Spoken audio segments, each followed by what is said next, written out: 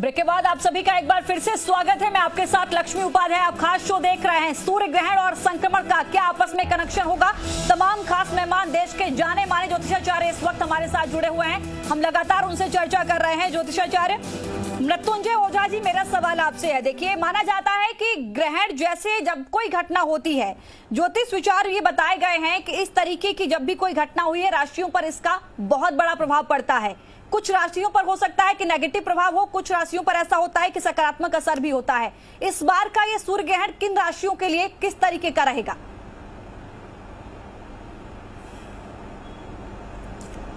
जी निशा जी, देखिए सूर्य ग्रहण में एग्जैक्टली होता क्या है कि सूर्य से जो पॉजिटिव एनर्जी हमारी धरती पे आ रही है, राहु जैसे छाया ग्रह उसमें इंटरप्शन अवरोध उत्पन्न करते हैं। ठीक उसी तरह से है जैसे हमारे हार्ट का काम है ब्रेन तक हमारे ब्लड पहुंचाना, और उसमें जब इंटरप्शन होता है, अवरोध होता है, तो इसके साइड इफेक्ट्स पड़ते हैं। और ग्रहण का जो साइड इफेक्ट होता है, प्रभाव होता है, वो व्यापक होता है और वो देश पे, राजनीति पे, लोगों की निर्णय लेने की जो क्षमता होती है, लोगों का जो डाइजेशन सिस्टम होता है, इन सब चीजों पे व्यापक प्रभाव होता है। एग्जैक्टली राशियों के बारे में कह पाना कि इस राशि के लिए अच्छा या इस राशियों के लिए खराब होगा, ये बहुत ही जनरल बात होगी। लेकिन मेरे हिसाब से कुछ लग्न के लोगों के लिए वो थोड़ा प्रभावी हो सकता है। जैसे ये मिथुन लग्न में हो रहा है, मिथुन राशि में हो रहा है, तो मिथुन लग्न के लोग प्रभावित हो सकते हैं। कर्क लग्न वाले भी प्रभावित हो सकते हैं इससे, क्योंकि कर्क लग्न के 12वें घर में हो रहा है। वृश्चिक लग्न के लोग प्रभावी हो सकते हैं। मकर लग्न के लोग प्रभावित हो सकते हैं। उनका जो उनके एक्सपेंसेस बढ़ सकते हैं, हेल्थ में खर्चे हो सकते हैं। तो ये सब एक जनरल प्रभाव जरूर इन लग्न के लोगों के लिए हो सकता है, लेकिन एग्जैक्टली राशियों पे इसका प्रभाव नहीं बताया जा सकता कि इनके लिए ज्यादा प्रभावी होगा, क्योंकि ये जो है एक व्यापक असर होता है जिसका ज्यादा प्रभाव जनमानस या ऐसे राजनीतिक लोग जो निर्णय लेने वाले होते हैं उनके निर्णय पे डिपेंड करता है। और ये इसका प्रभाव जैसे नेचुरल कैलेमिटीज होती हैं, जैसे आप देखो भूकंप काफी आ रहे हैं, जैसे शंकर जी ने बताया कि एयर एक्सीडेंट्स काफी हो सकते हैं। तो इन सब जो नेचुरल कैलेमिटीज हैं, प्राकृतिक आपदाएं हैं, उस पे ज्यादा होता है, राशियों पे इनका प्रभाव कम होता है। यानी आप कह रहे हैं कि व्यक्तिगत रूप से किसी एक व्यक्ति के लिए हम इसको फाइंड आउट नहीं कर सकते हैं, इसका बहुत बड़ा इंपैक्ट एक ओवरऑल एरिया में, एक ओवरऑल क्षेत्र में हम देख सकते हैं। ठीक सर, मैं आती हूं आपके पास। ज्योतिषाचार्य धनंजय जी इस वक्त मेरे साथ जुड़े हैं। धनंजय जी, मेरा सवाल आपसे सर, इससे पहले अगर एक बार आप देखें तो 5 जून को चंद्र ग्रहण पड़ा था, 21 जून को सूर्य ग्रहण पड़ रहा है, 5 जुलाई को फिर से एक चंद्र ग्रहण पड़ रहा है। यानी 30 दिन के अंदर ये जो 3 ग्रहण पड़ रहे हैं, ये दुर्लभ योग हम देख रहे हैं 119 साल बाद। इसे आप कैसे देख रहे हैं? जी देखिए, ये अपने आप में अति विशिष्ट और बहुत ही दुर्लभ योग है। अभी जैसा कि हम लोग चर्चा कर रहे थे राशिगत इसके प्रभाव पर, तो आप देखिए कि ये जो योग बन रहा है ब्रह्मांड में, ये जो घटना घट रही है, इसमें 4 ग्रह एक साथ मिथुन राशि में विराजमान है। और अभी मैं आचार्य जी लोगों की बात में एक बात और जोड़ना चाह रहा हूं, पूर्ण काल सर्प योग बन रहा है। समस्त ग्रह सूर्य के साथ साथ, चंद्रमा के साथ साथ, बुध के साथ साथ सारे ग्रह राहु और केतु के मध्य में विराजमान है। पूर्ण काल सर्प योग की स्थिति है। और मिथुन राशि में यह घटना घट जरूर रही है, लेकिन कोई भी राशि मंडल, कोई भी नक्षत्र मंडल इससे बचेगा नहीं, इससे अछूता नहीं रहेगा। और ये बहुत ही क्लियर कट, बहुत ही स्पष्ट स्थिति है कि समस्त ग्रह, सारे के सारे ग्रह, सारे के सारे नक्षत्र और सारा का सारा जो एक मंडल होता है, क्योंकि जब हम राशि की बात करते हैं तो कोई एक पिंड नहीं होता, कई पिंडों का समूह होता है, जो कि अलग अलग आकृति में दिखने के कारण हमने उनका नामकरण प्राचीन काल से उसी प्रकार से कर रखा है। जैसे एक मंडल तराजू की समान दिखता है तो उसको हम तुला राशि मंडल कहते हैं। एक मंडल जिसको कि हम धनुष के आकार में है तो उसको हम धनु राशि मंडल कहते हैं। मेरी दृष्टि में ये जो प्रक्रिया हो रही है, ये अपने आप में इतनी दुर्लभ है।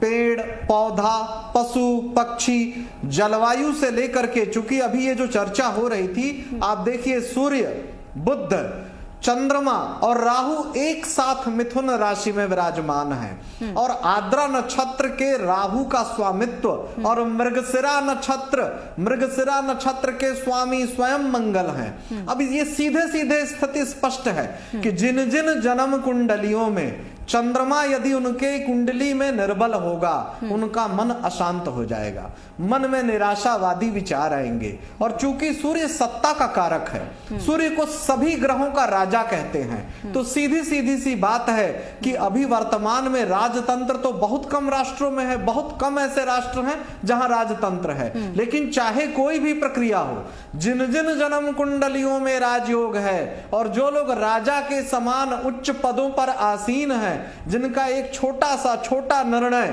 समस्त प्रजा को प्रभावित करेगा, उनके निर्णयों में इसका प्रभाव सीधा सीधा दिखाई देगा। चाहे वो अमेरिका के राष्ट्रपति हो या हमारे यहाँ के माननीय नरेंद्र मोदी जी हो, और सीधे सीधे हमें इसका प्रभाव दिखाई देगा, इसमें कोई दो राय नहीं है। माननीय प्रधानमंत्री जी का जो प्रभाव होगा ये पूरी दुनिया देखेगी, और अमेरिका के राष्ट्रपति का भी जो इस योग का प्रभाव होगा वो भी पूरी दुनिया देखेगी। साथ ही साथ चीन के संदर्भ में भी मैं कहना चाहता हूं, विश्व की महाशक्ति के रूप में जो उनका उभार था, जैसा अभी आरंभ में आचार्य जी कह रहे थे कि शनि ग्रह की लग्न है, शनि वायवी तत्व का स्वामी है और शनिवत राहु कहा जाता है। देखिए मंगल जो है वो आत्म बल को दर्शाता है और हमारी सेना के पास युद्ध का बहुत गहरा अनुभव है। और दूसरी बात, चंद्रमा हमारे यहाँ अत्यधिक बलशाली है, वृष राशि में चंद्रमा उच्च के होते हैं, और जैसे ही राहु का गोचर परिवर्तित होगा, बृहस्पति का गोचर परिवर्तित होगा चिकित्सा के क्षेत्र में, अर्थव्यवस्था के दृष्टिकोण से, सैन्य क्षमता के दृष्टिकोण से, चूंकि सेना का कारक ग्रह मंगल होता है, भारत पूरी दुनिया पे एक छत्र तरीके से स्पष्ट भारत की स्थिति दिखाई देगी, पूरी दुनिया भारत का लोहा मानेगी। ठीक सर, बहुत अच्छी बात कही। शंकर हेगड़े जी इस वक्त मेरे साथ जुड़े हैं। शंकर जी, एक बहुत ही बेसिक सवाल जो हर किसी के मन में आता है वो हम समझना चाहूंगी। जब हम सूर्य ग्रहण की बात करते हैं या चंद्र ग्रहण की बात करते हैं तो हर किसी के मन में ये आता है कि ये वक्त ऐसा होता है कि इसमें हम क्या करें क्या ना करें।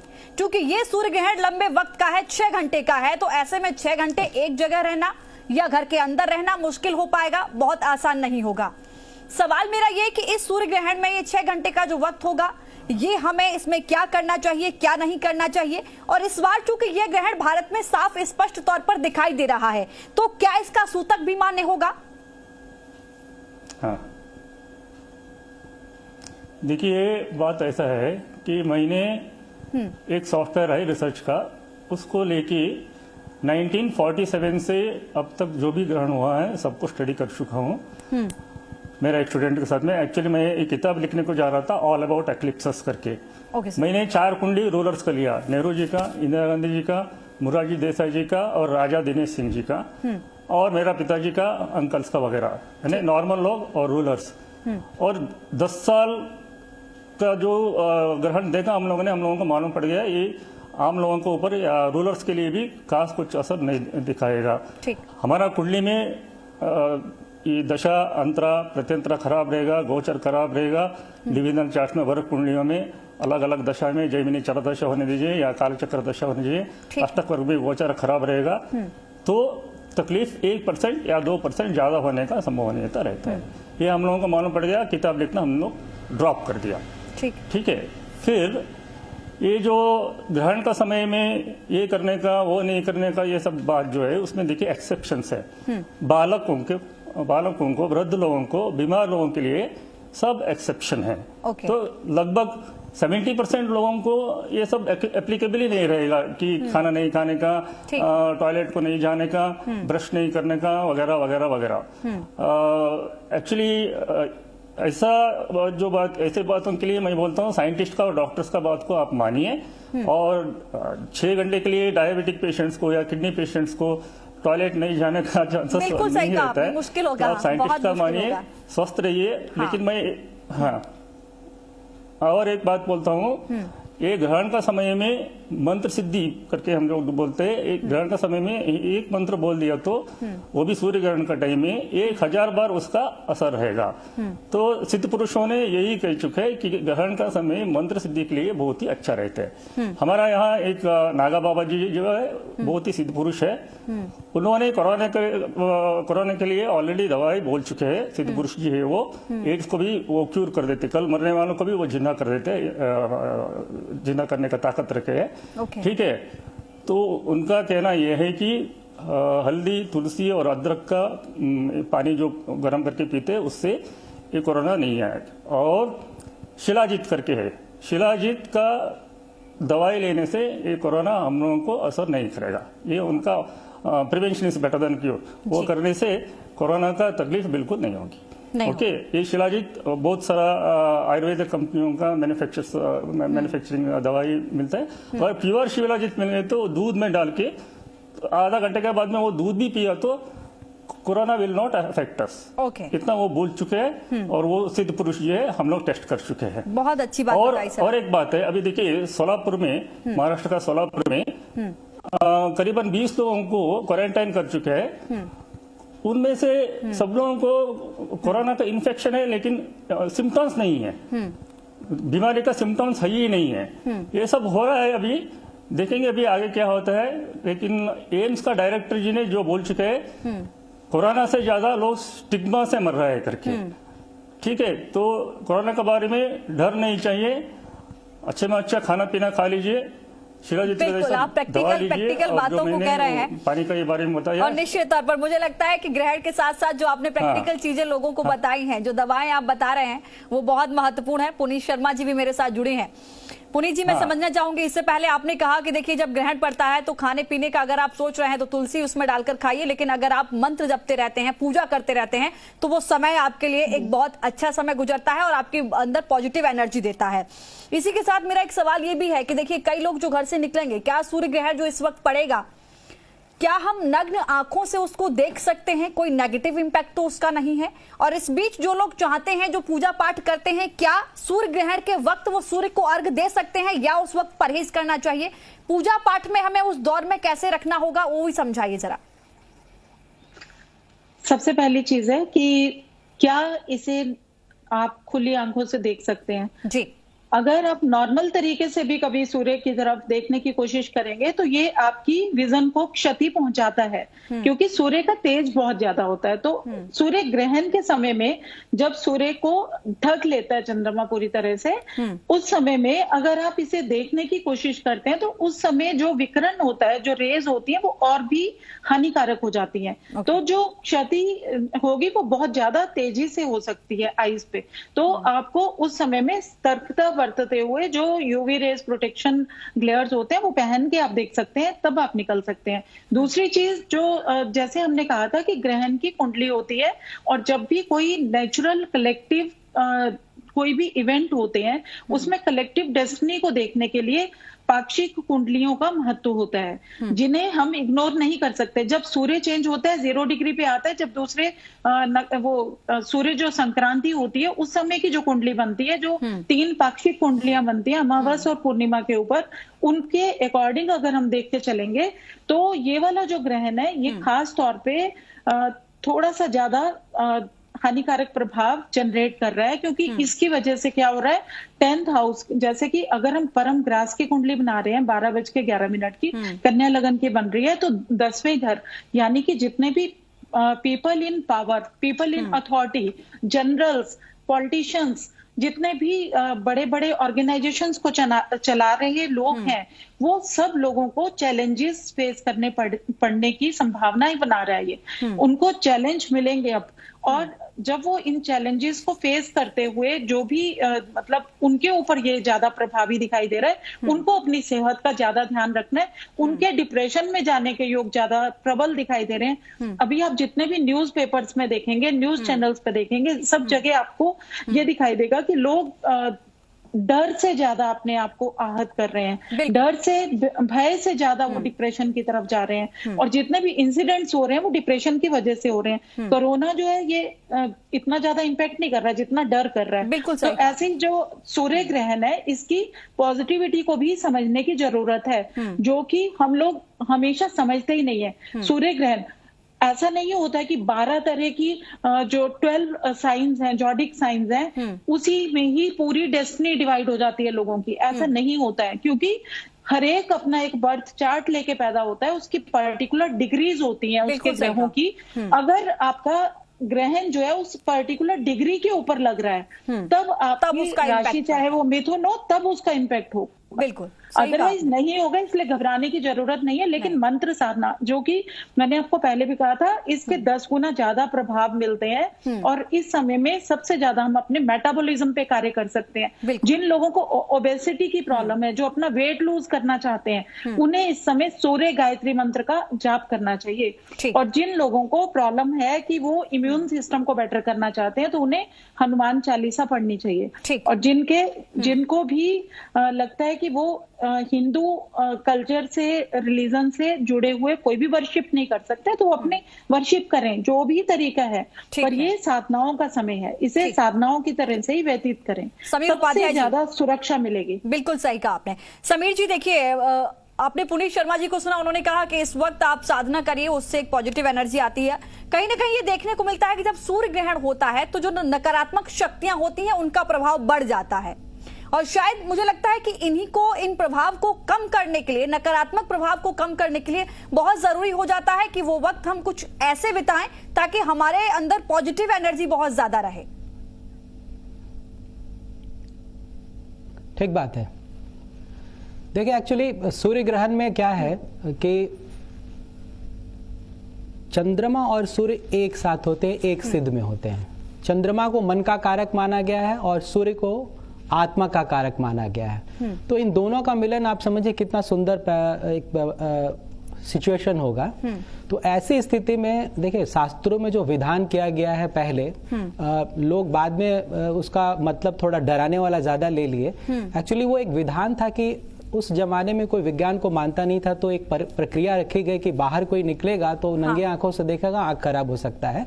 तो एक सिस्टम बनाया कि घर में रहेगा और उस दौरान अगर कोई मंत्रोच्चार करते हैं, पूजा पाठ करते हैं, और एक प्रोसेस बनाया हुआ था कि जिसमें आपको कुछ खाने पीने का सामान भी छूना है, उस प्रक्रिया के तहत मंत्रोच्चार करते हैं तो उस मंत्र का लाभ ज्यादा मिलता है, उस पर्टिकुलर माहौल का आप यूज करते हैं। और बाद में वो किसी गरीब को, ऐसे जरूरतमंद को दिया था, जान किया था, तो उनके पास कुछ भोजन सामग्री गई। तो एक इकोसिस्टम उनका बना हुआ था, अपना सोशियो इकोनॉमिक सिस्टम था जो ग्रहण को लेकर के कॉन्सेप्ट था। उसको बाद में लोगों ने थोड़ा उसको अंधविश्वास से जोड़ दिया। ऐसी बात नहीं है। देखिए, ये ग्रहण प्यूरिफाई करने का टाइम होता है। आपको अपने अंदर जितने भी नकारात्मक शक्ति उसको बाहर निकालने का होता है। और ये जैसा कि पहले बोले कि ये सार्वजनिक रूप से ज्यादा महत्व का होता है, इंडिविजुअल को कम। आपकी कुंडली में दशा अंतरदशा प्रत्यांतर के हिसाब से ये गोचर के रूप में इस्तेमाल होता है ग्रहण, उसके रूप में। तो जो बड़े प्रीमियर लोग हैं उनको ज्यादा इम्पैक्ट करता है। तो प्रीमियर जैसे आप अभी देख रहे हैं कि नरेंद्र मोदी है, जिनपिंग है, इमरान खान है, जो आसपास के देशों में बड़े नेतृत्व हैं, मैं कहूं कि जो व्यक्तित्व हैं, जो शख्सियत उन लोगों के लिए, उन लोगों के छोटी सर, मैं आती हूँ, समय बहुत कम है, मैं चाहूंगी कि सबका फाइनल कमेंट में ले लूं। आचार्य मृत्युंजय ओझा जी मेरे साथ जुड़े हुए हैं। मृत्युंजय जी, फाइनली अगर मैं ये समझना चाहूं कि एक आम व्यक्ति, आम सेक्टर की मैं बात कर रही हूँ, हर सेक्टर, चाहे वो कृषि का हो, चाहे स्वास्थ्य का हो, चाहे वो अन्य सेक्टर की हम बात करें, हर सेक्टर में अगर हम देखें तो क्या किसी सेक्टर के लिए सकारात्मक नजर आ रहा है ये सूर्य ग्रहण आपको?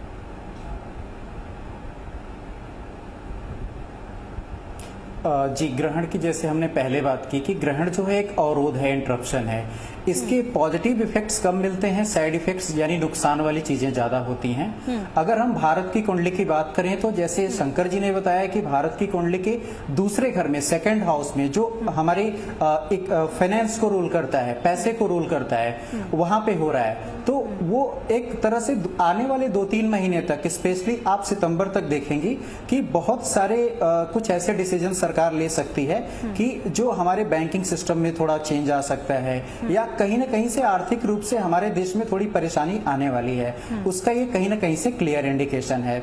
जहां तक आप पॉजिटिव चीजों की बात कर रहे हैं तो मुझे नहीं लगता कि किसी भी जो कि इसका व्यापक प्रभाव होता है तो किसी भी चीज के लिए ये पॉजिटिव होगा। हालांकि कुछ लोगों ने ऐसा कहा कि ये कोरोना के लिए थोड़ा अच्छा साबित हो सकता है, पर मुझे नहीं लगता, जो कि इसके साइड इफेक्ट है कहीं ना कहीं से ग्रहण को नकारात्मक ही माना गया है, तो इसके नकारात्मक प्रभाव की हम ज्यादा उम्मीद करेंगे। सकारात्मक ये इंडिविजुअल होरोस्कोप पे डिपेंड करता है। किसी का टाइम अच्छा चल रहा होता है तो आप देखेंगे कितने लोगों ने कोरोना के टाइम पे भी अपना काम अच्छा किया है, राइट। तो ये डिपेंड करता है इंडिविजुअल होरोस्कोप पे। आचार्य धनंजय जी, फाइनल आप क्या कहना चाहेंगे ओवरऑल इस कल के, अगर हम सूर्य ग्रहण की बात कर रहे हैं जो 21 जून को पड़ रहा है, इसको हम आम व्यक्ति के लिए देखें तो कितना घातक है या फिर कुछ राहत देगा? जी